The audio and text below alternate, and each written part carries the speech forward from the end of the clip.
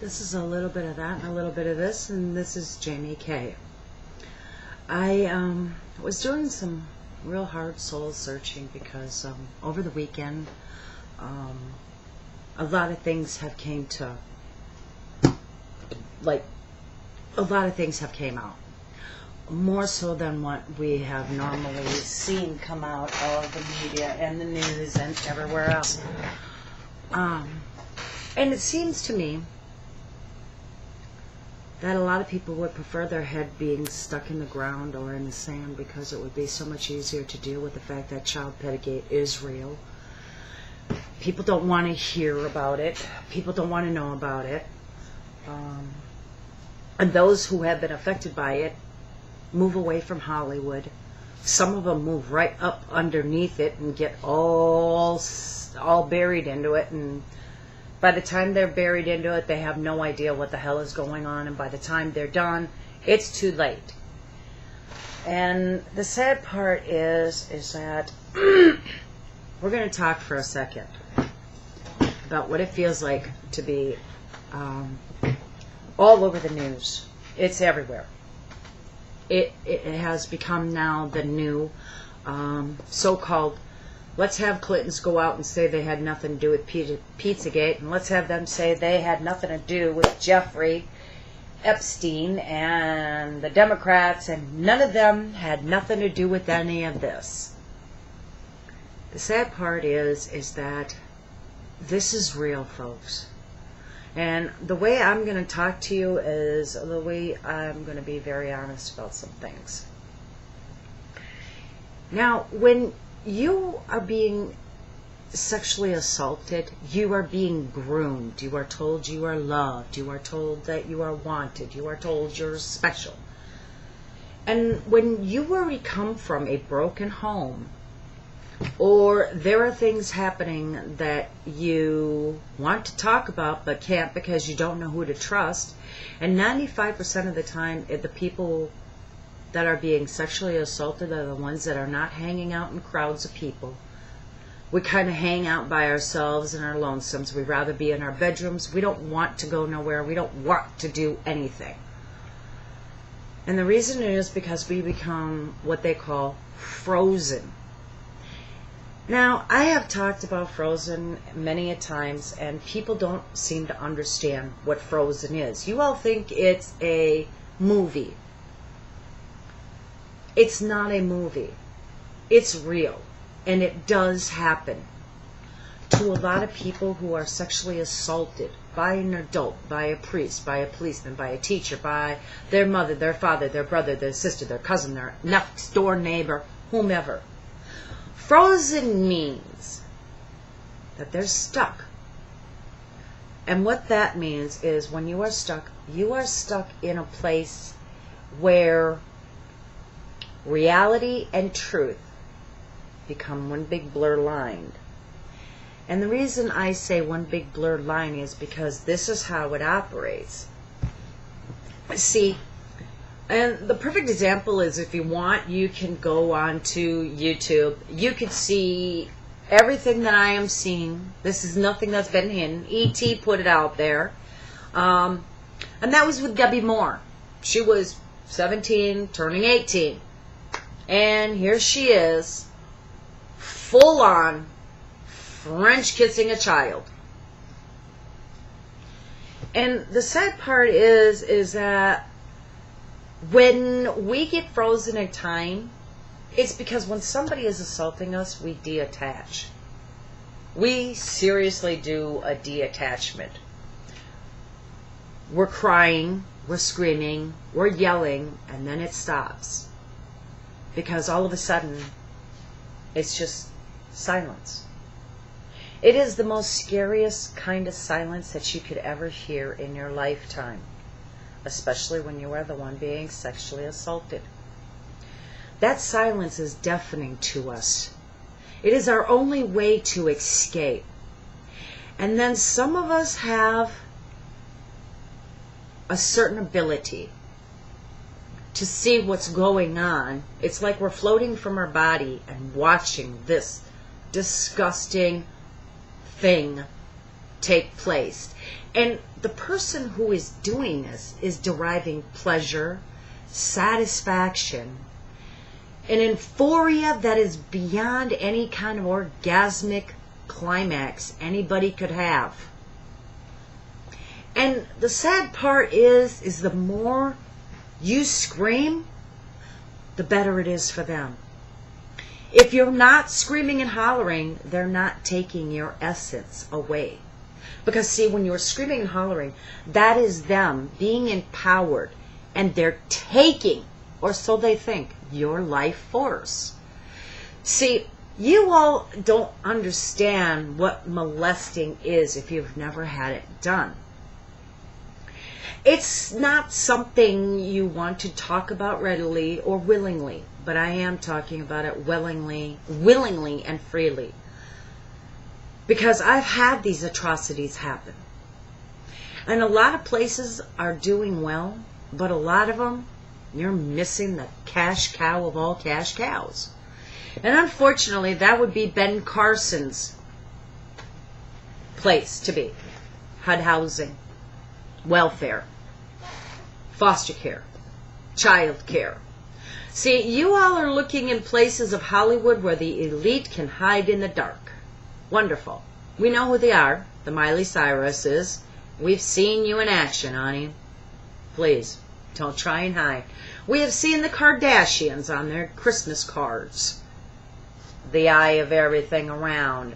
See, the sad part is that when a child is being raped and we're frozen in time, it means we don't trust anybody. We don't know who to trust, and we don't want to trust.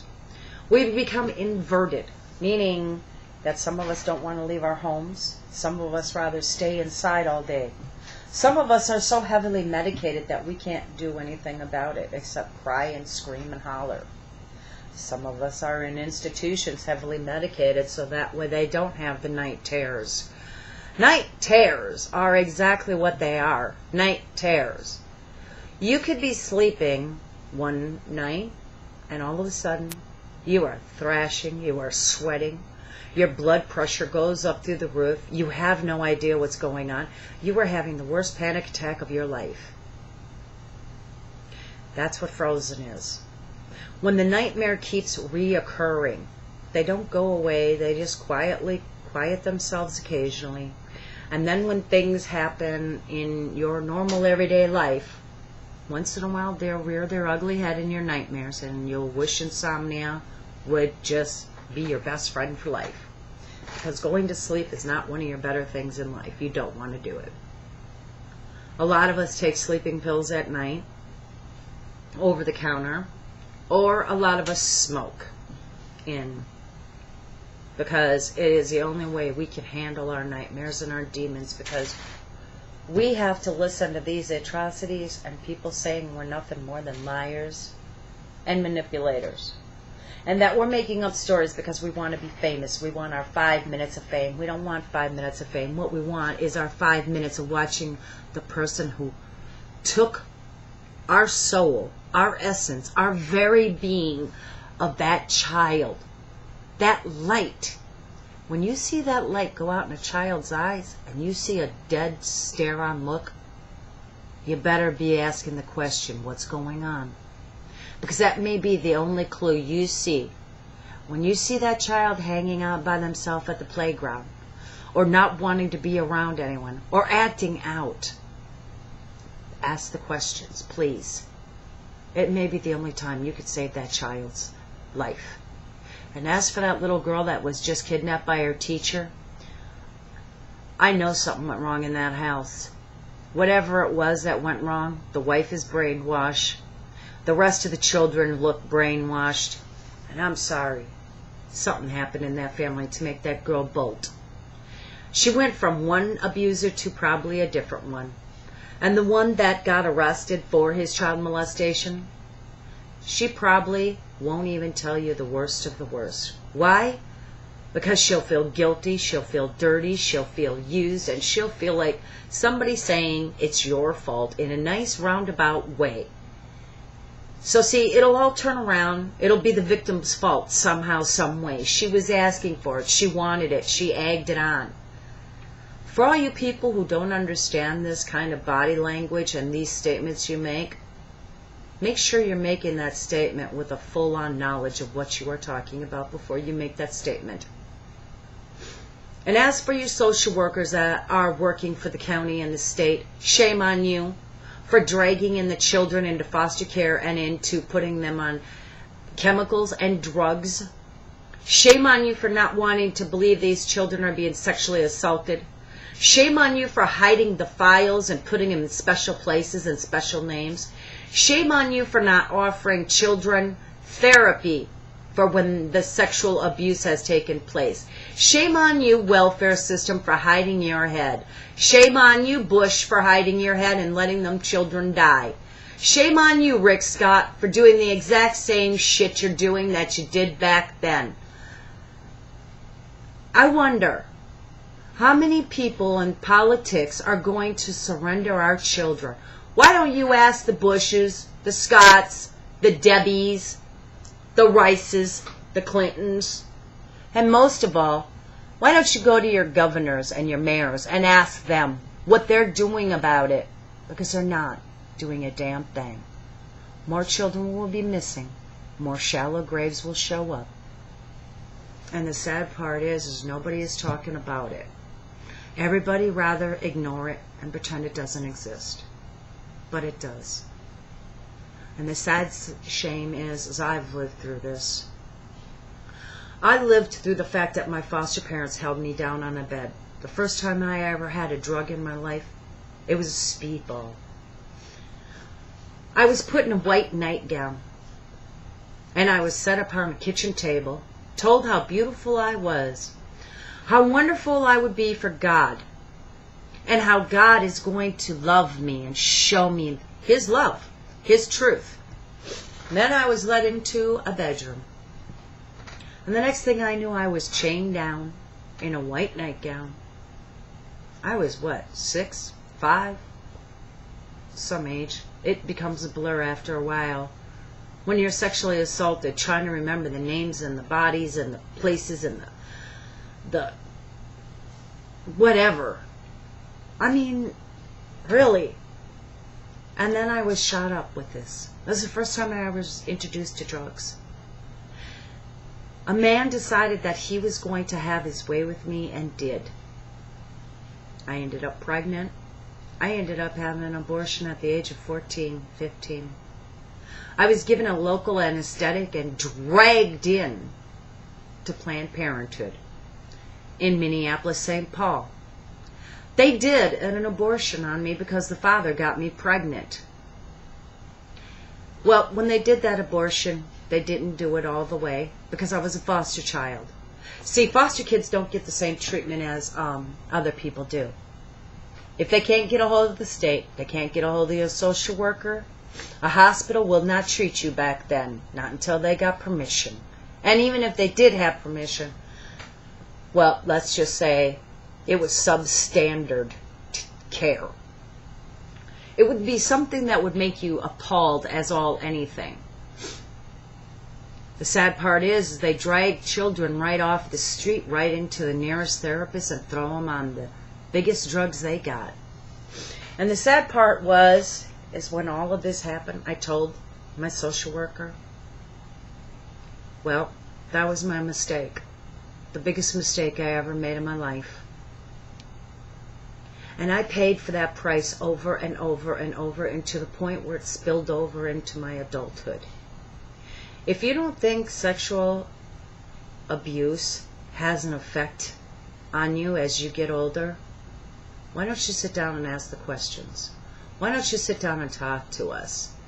Why don't you sit down and ask the atrocities we went through? Because I'll guarantee 2 minutes into it, you will be heaving up your guts, you will be in tears, and you will want to do nothing but then put your hands around the abusers and choke the life out of them. But those who have been assaulted, we don't get that satisfaction. 95% of the time, these people walk away, clean hands, while we're left to deal with the emotional battering that has taken place to us, mentally, physically, and emotionally. And we'll do anything we have to run away from it, including using drugs and alcohol. So, for all of those people who abuse children, I hope one day that child kills you in your sleep. I hope one day that abuser gets everything they deserve. And I hope and I pray every day that whomever decides to put a posse together and start taking these fucks out of life, no great loss by my means. Because I'm sorry, from the Pope to the Queen of England to Bill Gates to the Murdochs to the Rosenbergs to the Hiltons and to all of you rich and elite fucks who think you're special, you're not. And one day you will have to answer to God. Good luck. This is a little bit of that and a little bit of this. If you truly want to do something about this, then I suggest we start a forum and a conversation. My email is sweet, SWEETMEJ, no caps, at hotmail.com. If you've been sexually assaulted and abused, let's let them know. Let's get it out there. It's time for those who think this is a lie and a joke and not real. It's time to wake up. So once again, sweetmej, hotmail.com. Let's get a conversation going. Because if we don't get a conversation going, we're going to lose a whole lot more than what we have lost already. And thanks to the Obamas and the Clintons and the Hillarys, the O'Reillys, the Murdochs, you know who you are. You know where you belong. You know who you are. You know what you support. And you know what you have done. Personally, I hope your soul rots in hell, and I hope you never have a moment's of peace. Oh, and by the way, to know a child predator, they have a certain air of look about them. One of them would be a very hollow, shallow eyes. When you see those shallow, dark eyes that have no light, and we could name those people. One of them sits on a judgeship. Matter of fact, she takes a lot of fucking naps and America pays for them. If I remember, Obama wanted to fill the position with one of his choices, and everybody said no. The Democrats now are being woken up to the reality of, guess what? You woke up a demon, and you woke this demon up. And I will make sure every day of my life I will put your name out there. I will make sure that somehow, some way, you will be brought to light. And I will enjoy throwing your name out there. And you can try and prove all you want that you're innocent. But honey, the documents are there. The pictures have been taken. And the victims are waiting to open their mouths if they haven't been buried or medicated or locked up in a nut house.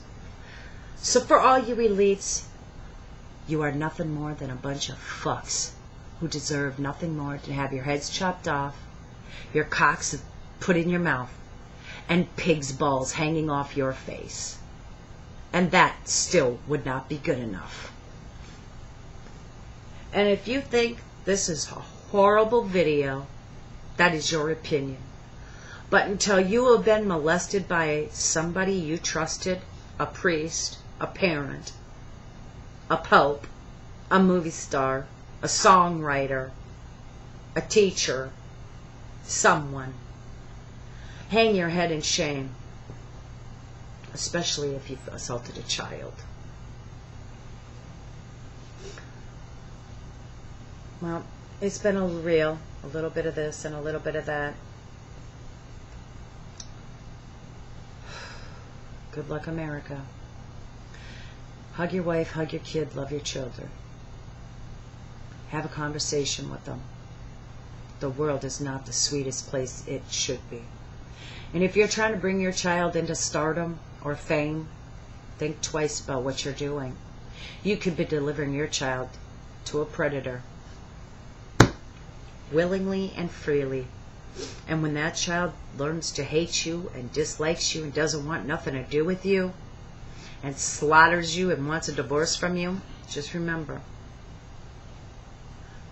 did you do it for the right reasons? And did you do it with the right people? Or did you just do it to get the cash?